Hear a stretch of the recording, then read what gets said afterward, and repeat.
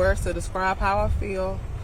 And right now, I just really didn't want to discuss about the hurt I feel. I just, whoever had done this, I need you to understand that you took someone very special and impressionable to a lot of people, and he was harmless. And we had just got home. We had not been home 30 minutes. We got home by 6:10. I stay on the 3rd floor, and I tell them all the time to bring everything up the stairs, everything upstairs, because I stay on the 3rd floor. And all he did, because they did not have school today, was go back downstairs to get his jacket along with the rest of his things, because they do break in our apartments just like they do all other apartments. So yes, he did go down to get his jacket along with some things, but it was, I don't care what it was, he did not deserve to lose his life because he was harmless. You know, he did not have any keys on him. He literally just went to get the rest of his stuff because we just had just gotten home, just like anyone else would have gotten home at that time of the evening. And I just really want justice to be served for my son right now. And I just need whoever done this to understand that you really tore up a lot of hearts, you know. Okay, that's it. That's it. Renata, how did you first know something was wrong last night? And around what time was it? Y'all give us the time. No, I need to get this out. I need to get it out. Like I said, I had just got home. We had just got home. And he went down to get the rest of the stuff. And it was not downstairs 1 minute. He was not downstairs 1 minute before we heard gunshots. And me and my oldest son ran down the stairs. When my oldest found him laying down, lifeless. Come on, you got it. You got it. So basically, my baby had not been home no time. Had to just went downstairs to the car, which is directly right down. You can see it from my window. He was not going across the street. He was not wandering. He was going somewhere to the car, somewhere that he should have felt safe. And within a minute's time, someone just saw fit for whatever reason to take his life. And he was 11 years old, and he was harmless. He was a good kid, very respectful and mannerable, and not violent at all.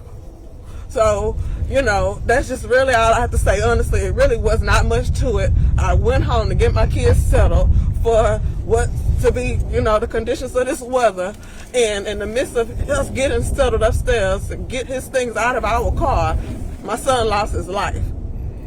What else can you tell us about DJ? You said he's just 11 years old. He's 11 years old. He participates in school activities. He's in the band. He plays the drums. Also, he plays the bells. He had just received an award for most growth. He's very proud of his work that he would do in school. He loved his teachers. What grade was he in? He's in the school? 6th grade, KRIV 6th grade campus. Like I say, he is just a very impressionable kid, and he was just loved all around, outside of school, at school, from the children up to the adults, you know. So he did not deserve this at all. He was also in the young men's group in the school as well, which was a program designed to, you know, just help them, you know, be their best and, you know, reach into their fullest potential, and just, you know, just always positive. He always was just striving to do his best, and he had a lot of people in his corner that were here to ensure that he was going to be the best, you know. So somebody just felt the need to cut that short over some keys that he did not have. I told him, well, I did not tell him to get his jacket, but he went to get his jacket and stuff because I do leave the doors unlocked. So just don't, you know, not to have anything in the car. But in all honesty, I just feel like it don't matter what he went down there to get.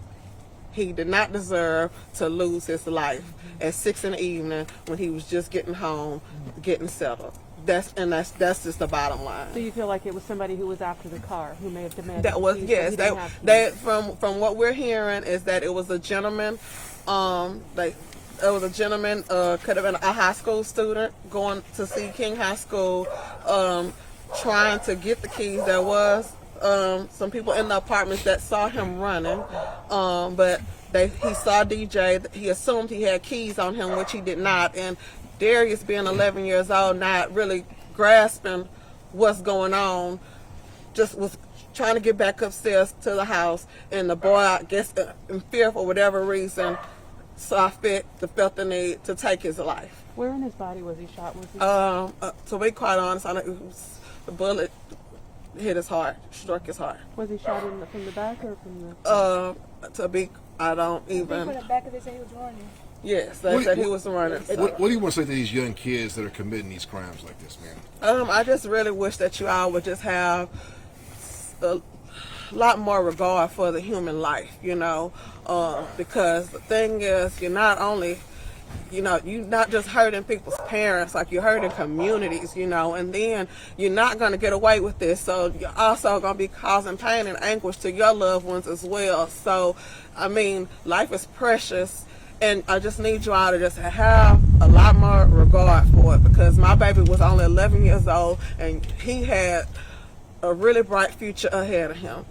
And y'all took that away from him just for a senseless crime behind something that he did not have. What do you think about the rise in the crime rate in Houston lately? Is it just completely out of control? Do you think this has to do with the rise in crime?